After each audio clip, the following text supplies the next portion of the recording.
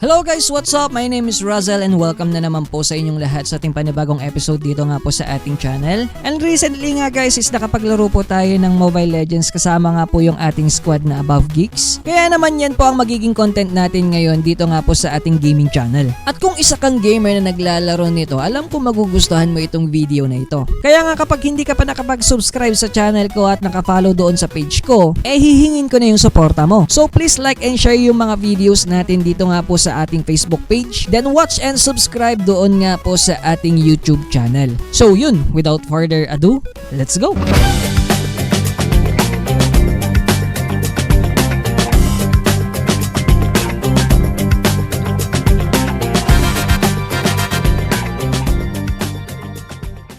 So yun na nga guys, doon sa ating first game, ang kasama pa lang natin dyan is walang iba kundi si Dars.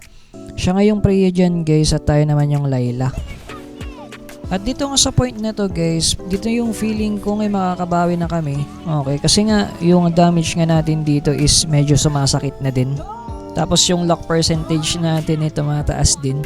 Tapos dito guys, bigla tayong napitas. Wipe out kami pagkatapos nakuha pa nila yung Elemental Lord. So sad. At yan na nga guys, yan na rin yung naging meetya ng ating pagkatalo doon sa ating game 1. At dahil nga dyan guys, rumesback yung ating squad. Kaya naman 5-man team kami dito sa ating next game guys.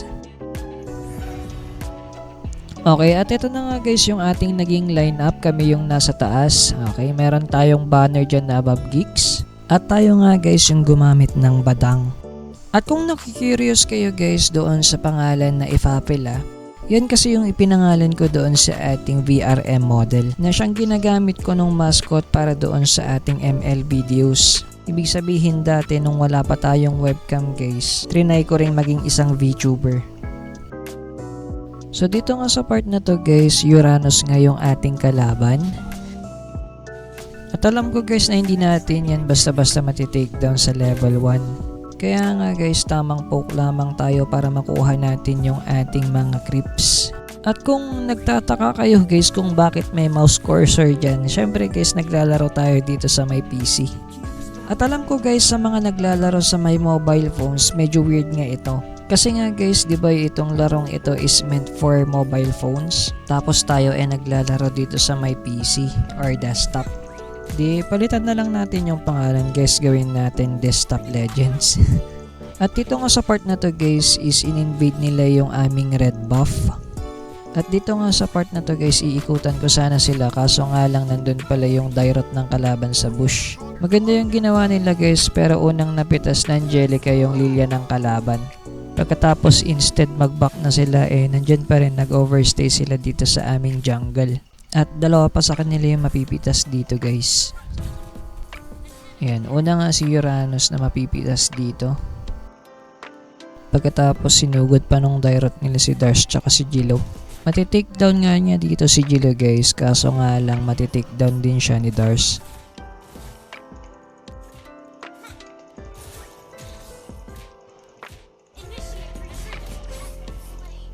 Dito nga sa part na to guys, trinay nating labanan yung Beleric kaso nga lang counter talaga natin yan guys.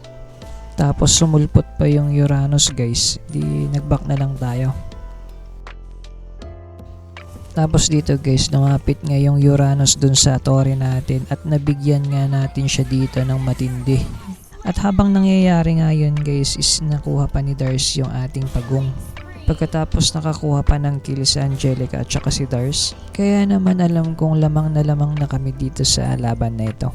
Kaya nga guys, tumambay na lamang ako dito sa baba at unti-unting i-push itong EXP lane. At alam ko guys na medyo nakakaantok na nga itong ating video kaya medyo fast forward na natin. Dito guys, makakukuha ulit ng kill si Dars. Yun lang, tapos fast forward ulit natin.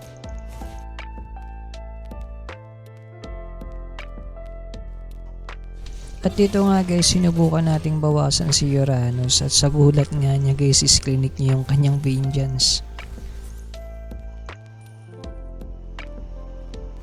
At dito nga guys sa part na ito is na shutdown nila si Dars at nakuha rin nila si Jilo.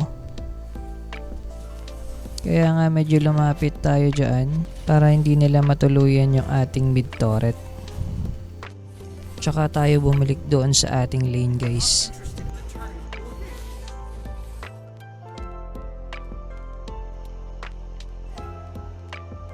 At andito nga yung Uranus guys, tas iniwan pa niya yung crab, kaya tayo na yung kumuha ng kanyang crab.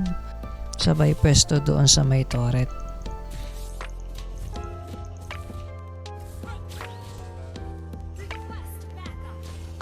Pagkatapos lumapit nga yung Uranus sa akin guys at sinubukan ko nga siyang i-take down at ito yung nangyari guys.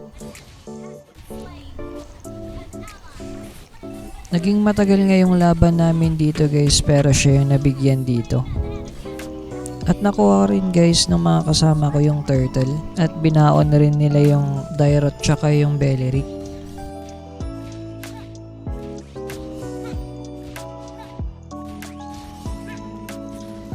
Tapos nung magre-respawn na sila, pinauwi naman si Iritel.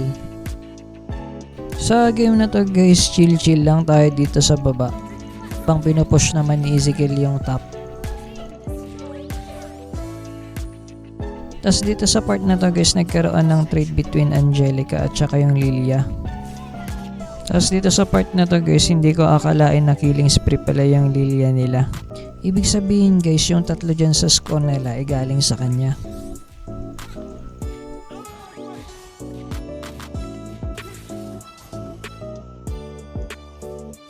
Sa part naman na ito guys, medyo nakaangat na yung creeps ni Uranus kaya naman dinefend natin yung ating turret.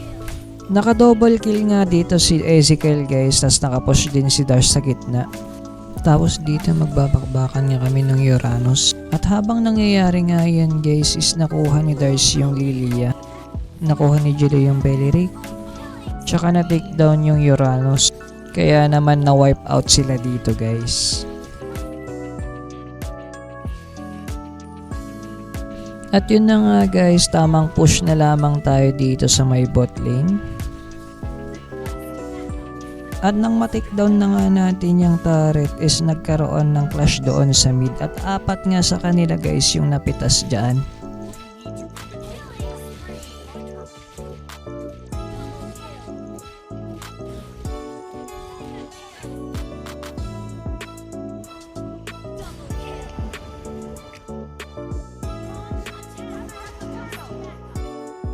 At dito guys, magsasalubong kami ulit ni Uranus at yun na nga guys, magkakaroon na naman ng duel yan at syempre guys, matitake down ulit siya.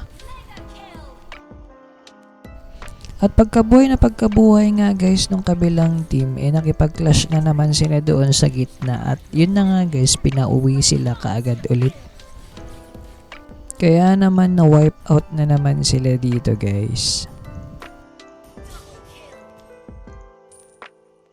Tapos naulit pa sa part na to guys.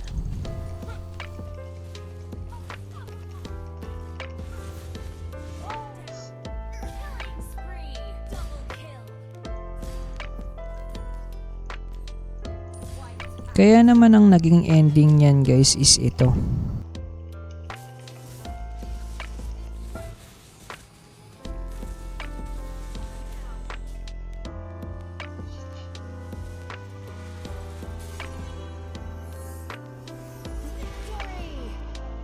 At yun na nga guys, maraming salamat po sa inyong panonood dito nga po sa ating Facebook page, gayon rin po dito nga po sa ating YouTube channel. At sana nga guys, patuloy po ninyo akong suportahan dyan sa mga platform na yan. At gusto ko nga rin pasalamatan yung ating mga ka-squad guys sa pagtulong nilang mabuo itong video na ito. At sora na lang sa ating captain guys, hindi kasi siya nakahabol kanina. So bali next time na lang ulit Cap. At sana nga kahit hindi tayo ganun kagaling maglaro is nag-enjoy pa rin kayo dito nga po sa ating ginawang video. So yun na lamang yun guys, maraming salamat ulit and may God bless you all.